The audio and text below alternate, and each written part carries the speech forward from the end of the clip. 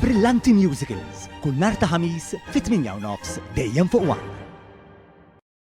Il-paga minima nazzjonali nominali f'pajjiżna din is-sena se tkun ta' €925 fix-xahar li jiżieda ta' 40% fuq il-livell li kienet fih fl-2010.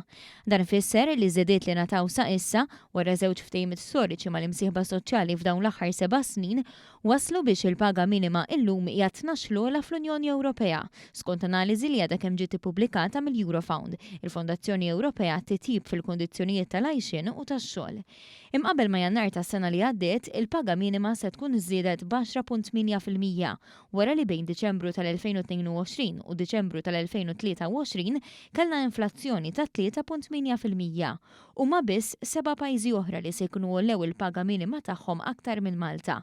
Minkejja dan terġa' huma biss 2 paga minima li tikkwantifika iżjed minn dik ta' Malta.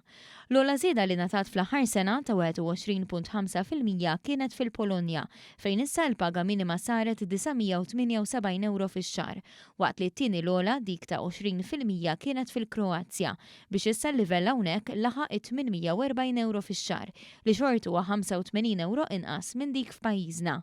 5 pajjiżi tal-Unjoni Ewropea sal-lum qatt m'għandhomx paga minima nazzjonali statutorja. Il-Eurofound tenna li fil-bidu tal-2023 il-prospetti għal ħafna ħaddiema li jaqilgħu il-paga minima f'ħafna pajjiżi kienu ħżiena għaliex għalkemm ir-rati tal-paga minima kienu għolew sostanzjalment f'termini nominali, dan ma kienx biżżejjed biex jikkumpensa lil ħaddiema żieda straordinarja fil-prezzijiet mill-aħħar tal-2021 il quddiem. L-inflazzjoni kienet il-kaġun li ħaddiema fuq paga minima sofrew tnaqqis fil-ħreali tagħhom. Din is-sena issem xejra differenti għaliex il-pagi minimi nazzjonali se jkunu ogħla waqt li l-inflazzjoni qed tonqos. Dan ukoll se jkun il-każ f'Malta fejn il-paga minima se tkun żdiedet b'10.8% waqt li l-inflazzjoni hija mbassra li tkun ta' 3%.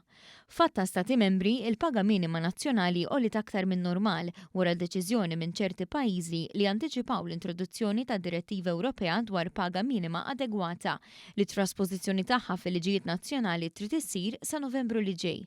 Minn barra hekk xi stati membri bdew jaġġornaw il-paga minima nazzjonali b'ċertu persentaġġ tal-pagi medji skont kif tirrikjedi l-istess direttiva biex il-pagi minimi ma jkunux eċċessivament inqas mill-medja fl-ekonomija.